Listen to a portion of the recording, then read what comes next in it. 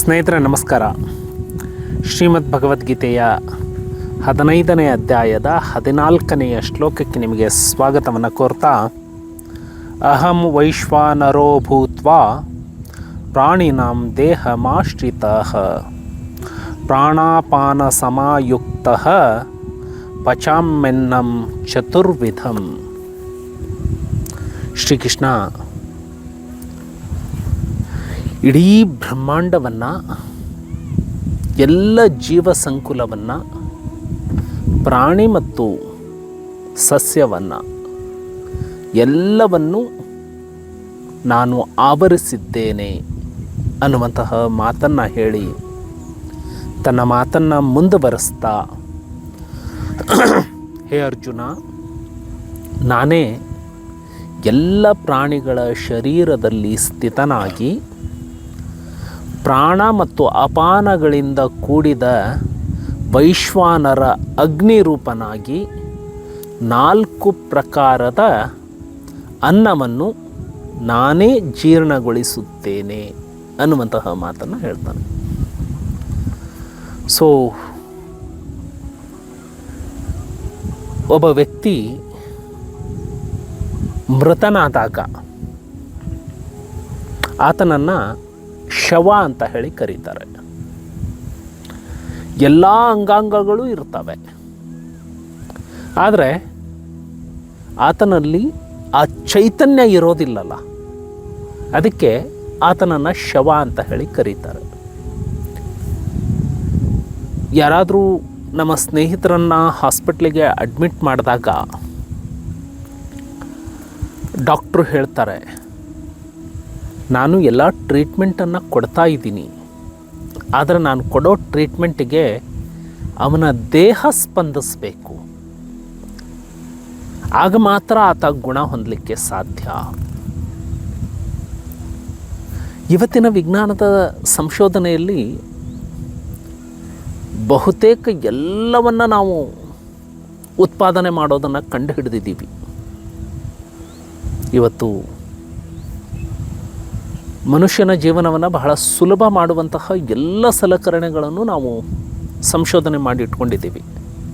ಆದರೆ ಇವತ್ತಿಗೂ ರಕ್ತವನ್ನು ಕಂಡುಹಿಡಿಯಲಿಕ್ಕೆ ನಮಗೆ ಆಗಿಲ್ಲ. ಸೊ ಈ ಶ್ಲೋಕದಲ್ಲಿ ಅವುಗಳಿಗೆ ಉತ್ತರ ಸಿಗಬಹುದು ಅಂತ ಹೇಳಿ ನಾನು ಭಾವಿಸ್ತೇನೆ. ಶ್ರೀಕೃಷ್ಣ ಅರ್ಜುನನಿಗೆ ಹೇಳುವಂಥದ್ದು, ಎಲ್ಲ ಪ್ರಾಣಿಗಳ ಶರೀರದಲ್ಲಿ ನಾನು ಪ್ರಾಣ ಮತ್ತು ಅಪಾನ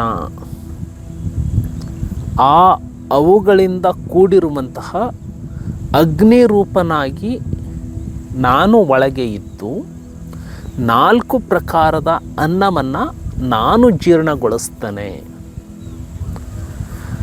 ಇಲ್ಲಿಯವರೆಗೆ ನಾವು ಸೈನ್ಸ್ ಯಾರಾದರೂ ಓದಿದರೆ ಅವರಿಗೆ ಗೊತ್ತಿರುತ್ತೆ, ಫಿಸಿಕಲ್ ಸ್ಟೇಟ್ಗಳು 3 ಅಂತ.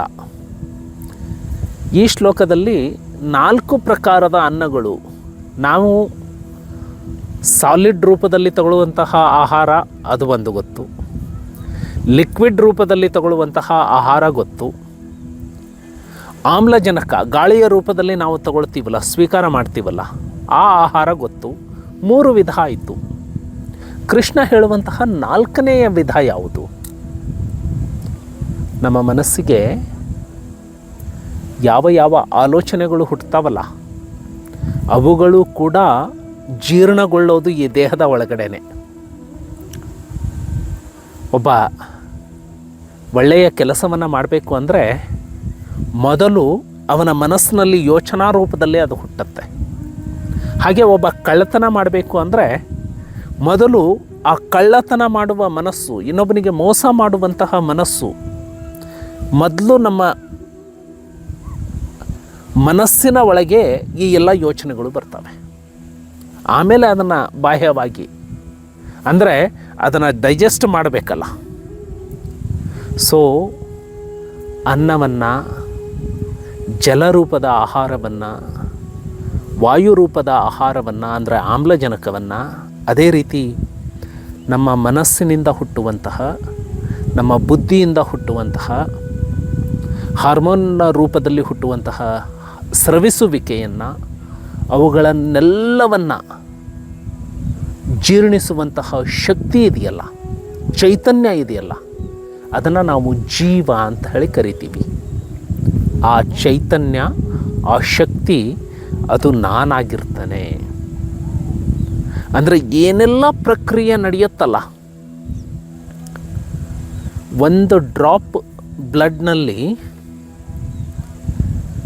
40,000 to 60,000 RBCಗಳು ಇರ್ತವೆ,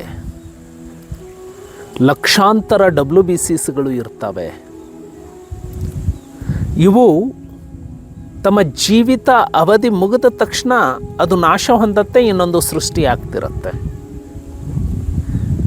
ಯೋಚನೆ ಮಾಡಿ, ನಮ್ಮ ದೇಹದ ಒಳಗಡೆ ಎಷ್ಟೆಲ್ಲ ಪ್ರಕ್ರಿಯೆಗಳು ನಡೀತಿರಬಹುದು. ಕೋಟ್ಯಾಂತರ ಜೀವಾಣುಗಳು ನಿರಂತರವಾಗಿ ಈ ಪ್ರಕ್ರಿಯೆಯನ್ನು ಮಾಡ್ತಿರ್ತವೆ. ಹಾಗೆ ಈ ಬ್ರಹ್ಮಾಂಡದಲ್ಲಿ ಎಷ್ಟೆಲ್ಲ ಪ್ರಕ್ರಿಯೆಗಳು ನಡೀತಿರಬಹುದು. ಆ ಎಲ್ಲ ಪ್ರಕ್ರಿಯೆಗಳಲ್ಲಿ ಭಗವಂತ ಇದ್ದಾನೆ, ನಾನು ಇದ್ದೇನೆ.